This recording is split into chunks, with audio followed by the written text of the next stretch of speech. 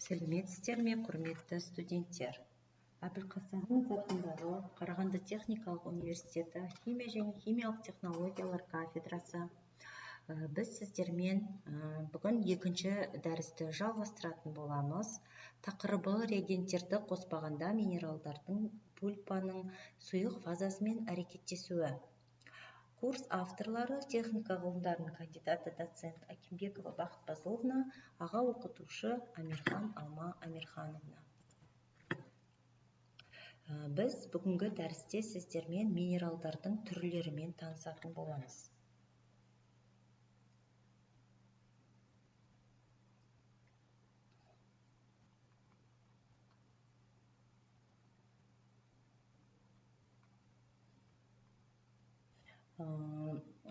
Химиялық құрамы мен кристалдық құрылымына байланысты минералдар целлюлозаның сұйық фазасымен әртүрлі әрекеттеседі. Айырмашылықтар мынада көрінеді.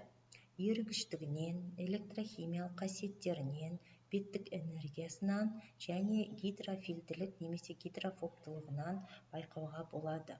Енді минералдар дегеніміз не? Құрметті студенттер, соған тоқтала кетейік. Минералдар дегеніміз табиғатта кездесетін белгілі химиялық құрамы және кристалдық құрылымы бар қатты заттарды айтамыз.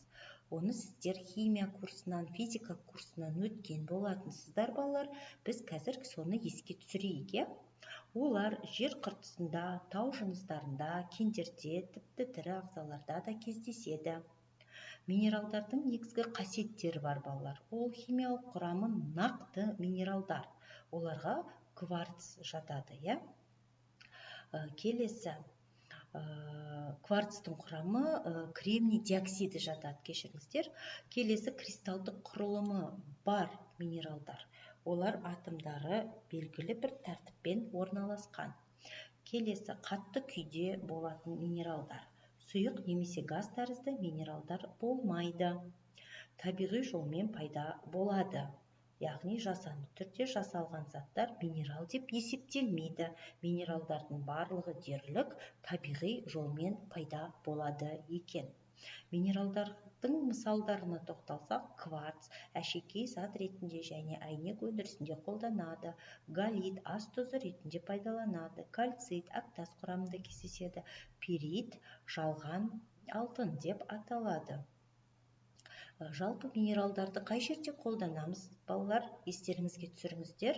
Минералдарды металл өндіруде, құрылыс материалдарында, химия өнеркәсібінде, әшекей және зергерлік бұйымдарында қолданамыз. Енді осы минералдарға жеке-жеке тоқталып кететін болсақ, пирит, халькопирит, галена, сфалерит. Бұл сульфидті минералдарға жатады. Ерекшеліктері: су ортасында тотығуға бейім, бетінде оксидті қабықшалар пайда болады. pH-ға байланысты беткі зарядты өзгертіңіз дейді, өзгерте алады. Қышқыл ортада пассивті болуы мүмкін. Оксидті минералдар. Мысалы, оған гематит жатады, феррум 2O, магнетит, феррум 3O4, касситерит. Ерекшеліктері: суда аз ериді, беті қатты гидрофильді, беткі заряд pH-ға байланысты. Изоэлектрлік күй нүктесі 6 мен 8 аралығында. Оксидті минералдар сұйық фазада тұрақты, бірақ pH және иондық құрамға сезімтал мінез құлықты көрсетеді. Бұл олардың мінез құлқын күрделі етеді, бірақ қоршаған ортаны дәл бақылау арқылы болжауға болады. Силикаттар мен алюмосиликаттар. Бұл кендердің әртүрлі түрлерінде және целлюлоза құрамында кеңінен кездесетін минералдардың ең көп таралған топтарының бірі. Силикаттарға негізінен кремний диоксиді бар минералдар кіреді, ал алюминий силикаттарында олардың құрылымында кремний де, алюминий де бар. Силикаттардың типтік өкілдеріне кварц, тальк, серпентин, ал алюминий силикаттарына дала шпаттары, каолинит, монтмориллонит, саз минералдары жатады. Бұл минералдар химиялық төзімділігі жоғары және суда ерігіштігі төмен, әсіресе бейтарап және сілтілі ортада. Олардың беттері pH-ның кең диапазонында теріс зарядқа ие болады.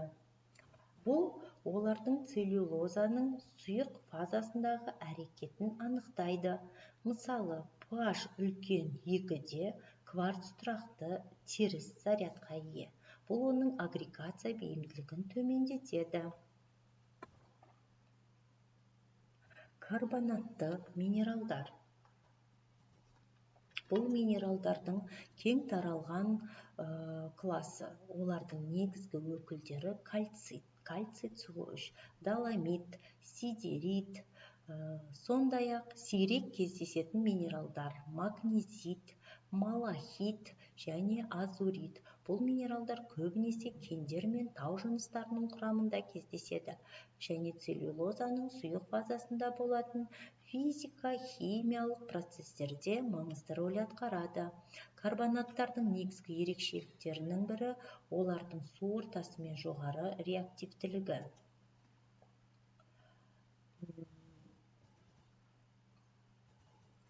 Және де реактивтілігі.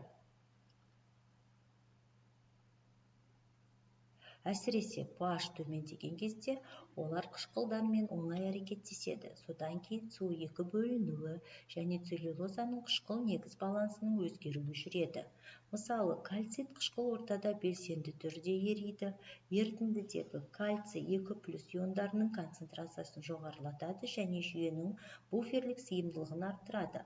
Бұл процесс басқа минералдардың тұрақтылығына және байытудың кейінгі кезеңдегі реагенттердің тиімділігіне айтарлықтай әсер етуі мүмкін.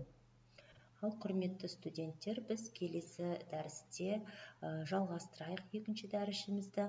Ол кезде сіздер сұйық фазамен әрекеттесуге әсер ететін минералдардың қасиеттерімен әрі қарай танысатын боламыз.